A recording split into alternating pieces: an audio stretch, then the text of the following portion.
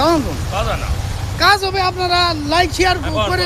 এই রাস্তার যাতায়াতের অনেক কষ্ট, মানুষের ভোগান্তি, তাতে আনুমানিক কত? হাসপাতালের রোগীরা বাচ্চারা স্কুল যেতে পারে না, হাসপাতালের রোগী নিতে পারে না। এই বর্ষার সময় নৌকা চলে।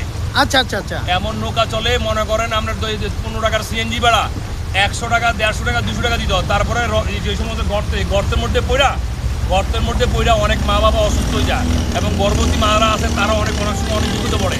এই সমস্ত থেকে আমরা এই রাস্তাটা দ্রুত সংস্কারের জন্য সরকারের দৃষ্টি আকর্ষণ করছি, অতি দ্রুত যেন আমরা এই রাস্তা সংস্কার থেকে মুক্তি পাই। এখানে অনেক বাড়ি মিল ফ্যাক্টরিও আছে না, এখানে কর্মসংস্থান অনেক মিল ফ্যাক্টরি, হালকা পাতলা গার্মেন্টস এবং স্কুল, এবং তারপর অন্যান্য যে ধর্মীয় প্রতিষ্ঠান, মাদ্রাসা, আরো অন্যান্য আছে। প্রায় আপনার 3 থেকে 3.5 লক্ষ লোকের বসবাস। এই যাত্রা দিয়ে পাগলা জালকুড়ি সাহেবাগ থেকে প্রায় দৈনিক মনে করেন 1 লক্ষ লোক যাতায়াত করে। তাতে এখান থেকে কত কিলোমিটার এই রাস্তাটা? প্রায় 3 কিলো। 3 কিলো। বড় কথা হচ্ছে ভাই, এটা হচ্ছে একটা আবাসিক এলাকা যেখানে মানুষ বসবাস করে, তাই না? বর্তমান সরকারের কাছে বা বর্তমানে যারা ক্ষমতায় আসছে তাদের কাছে আমাদের আবেদন, আমাদের এই রাস্তার কাজ যেন দ্রুত করা হয়, এটাই আমাদের আবেদন। আমরা অনেক কষ্টে আছি ভাই, যে কষ্টে আছি মনে করেন এই যে 15,000 টাকার বাসা ভাড়া 7,000 টাকা 8,000 টাকা আমাদেরকে দিতে হয়, কারণ বাসা ভাড়া পাওয়া যায় না। ভালো লোক এখানে বসবাস করে না, ভালো লোকরা আসা যাওয়া করে না।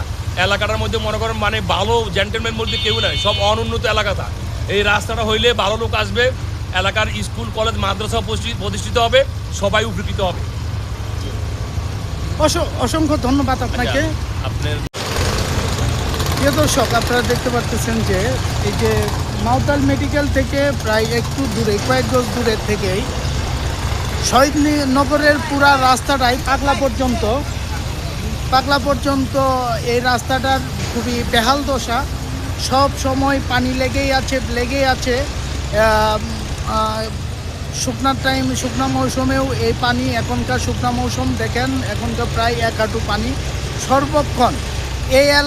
এই রাস্তার আশেপাশে আপনার প্রায় 4 থেকে 5 লক্ষ লোকের বসবাস।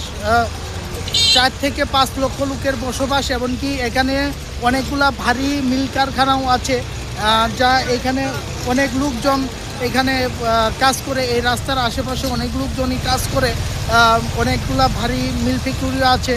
আপনারা সবাই দয়া করে একটু শেয়ার করে দিবেন, কারণ এই রাস্তাটা যাতে দ্রুত কাজ সংস্কার হয় এবং দ্রুত যাতে মানুষ এই দুর্ভোগ থেকে মুক্তি পায়।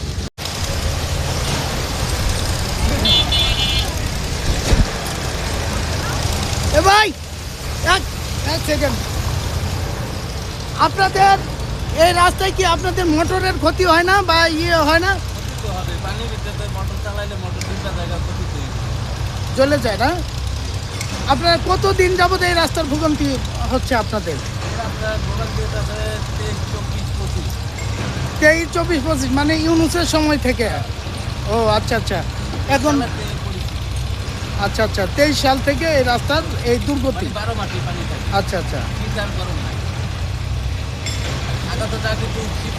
কতদিন এই পানি থাকে? এই পানি এখন তো শুকনো টাইম, সারা মাস। আপনারা কি চান, সরকারের কাছে কি চান? আমরা দেখি কর্তৃপক্ষ কি তাই কি অবস্থা, রাস্তা ঠিক করবো? আচ্ছা,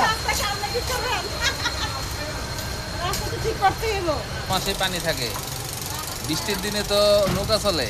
আচ্ছা। আর গরমের দিনে মনে করেন যে আপনার 12 মাসে পানি থাকে, গরম যতদিন থাকে তো পানি। এটা কি কর্তৃপক্ষ কোনো মূলত হচ্ছে যে আশেপাশে ওই যে মাছ চাষ করে বিভিন্নই করে, এর কারণে আর কি সমস্যাটা প্রবলেম ফেস করতে হয়। পানি এখান থেকে ছড়ানোর নিষ্কাশনের ব্যবস্থাও নাই। আপনাদের এখনকার সরকারের কাছে কি দাবিটা কি? দাবি আসলে এখন আমরা তো নির্বাচন হয়েছে, সরকারের কাছে তো আমাদের শান্তিতে আমরা চাই, যেভাবে হোক আমরা ভালোভাবে চলতে পারি, এটাই আমাদের কামনা। কিন্তু এইভাবে তো 12 মাস এখানে পানি থাকলে ভাড়া দেওয়া যায় না, দোকানপাট যারা আছে এরা ঠিক মতো চালাইতে পারে না, সংসার চলে না। একটা যে ভাড়া দিব, বিল্ডিং উঠাবে, ভাড়া দিবে, লোক সংখ্যা আসতে হবে না, না এসে থাকতে পারে, তাহলে তার কাজ নাই। এই পানিটা যে কোনো হতে যদি আরো 2 ফিট উঁচা করে যদি রাস্তাটা করা হয়, তাহলে মনে করা যায় মেন রোডটা যদি ভালো থাকে। আপনার বাসা কি এখানেই? আমার বাসায় যে পিছনে এটি। ও আচ্ছা। এই 6 তলা বিল্ডিংটা আপনি কি ভাড়া থাকেন নাকি নিজে?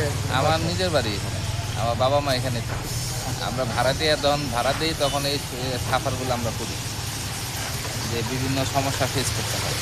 প্রিয় দর্শক, নতুন সরকারের কাছে নতুন আশা নিয়ে মাওতাল মেডিকেল শহীদনগরবাসীর একটি দাবি, সেই দাবিটা হলো যে তারা রাস্তার সংস্কার চায় অতি দ্রুত।